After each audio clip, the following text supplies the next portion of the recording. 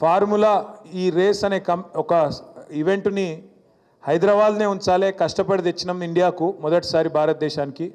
ఇక్కడనే ఉండాలి, ఇక్కడ ఉంటేనే మన రాష్ట్రానికి పెట్టుబడులు తెచ్చుట్ల కానీ భవిష్యత్తులో ఎలక్ట్రిక్ వాహనాలకు హైదరాబాద్ను తెలంగాణను ఒక ప్రధానమైన స్థావరంగా ప్రపంచంలో తయారు చేయాలనే ఒక విజన్తో చేసిన పని తప్ప ఇలా పైసలు అవినీతి అలాంటి గలీజు పనులు రేవంత్ రెడ్డి చేస్తాడు తప్ప మేము చేయము, మాకు ఆ కర్మ పట్టలేదు అనే మాట కుండబద్దలు కొట్టినట్టు వాళ్ళకి చెప్పిన.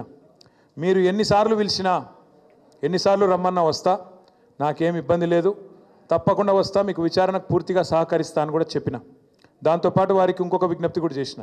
సరే కేసు పెట్టినరు, విచారణ చేస్తున్నారు, పర్వాలేదు, ఇట్లాంటి కేసులు ఇంకొక 100 పెట్టినా ఎదుర్కొంటాం. కానీ వాళ్ళకు ఇంకొకటి కూడా నేను చెప్పిన, మీరు మీ ప్రభుత్వం ఎన్ని కేసులు పెట్టినా ఎన్ని రకాల ప్రయత్నాలు చేసినా కేసీఆర్ గారి సైనికులుగా మేము మాత్రం ఖచ్చితంగా ఈ సంవత్సరం మొత్తం ప్రజా సమస్యల గురించే మాట్లాడతాం, ప్రజల గురించే మాట్లాడతాం.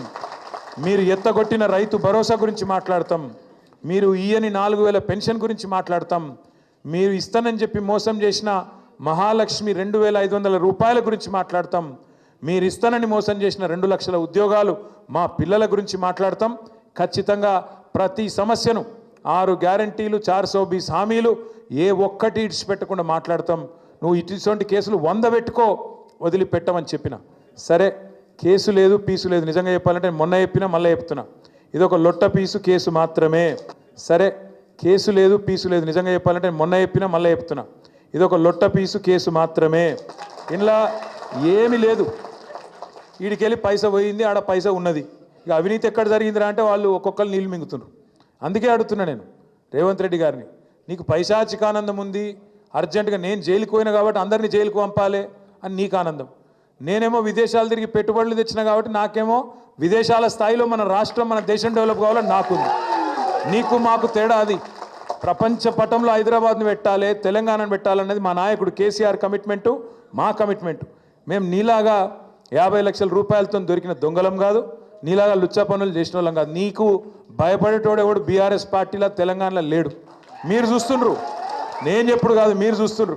రాష్ట్రంలో ఎవడు కూడా రేవంత్ రెడ్డిని ముఖ్యమంత్రి కిందనే చూస్తలేడు. మీరు ఇక అంటే మళ్ళీ ఇంకొని కేసు పెడతాడు, వాని లోపలెత్తాడు. నేను అనా ఆయన ఎవరో మర్చిపోయిండు పేరు అని నేను అనా. ఎందుకన్నా అంటే నిన్ను ఎవడు నేను ఏమంటున్నా, నిన్ను ఎవడు గుర్తుపడతలేడు, నేనేం చేస్తా దానికి? సంవత్సరం తర్వాత కూడా నేను ఎవడు దేకపోతే నేనేం చేయాలి దానికి?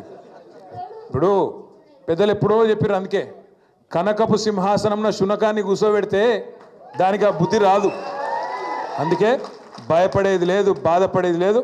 ఎన్నిసార్లు పిలిచినా పోతా, కానీ మీరు మాత్రం దయచేసి తదేక దీక్షతో మన నాయకుడు కేసీఆర్ గారు చెప్పినట్టుగా ఉద్యమంలో ఎంతైతే కమిట్మెంట్తో పనిచేసినావో అంతే కమిట్మెంట్తో పోదాం.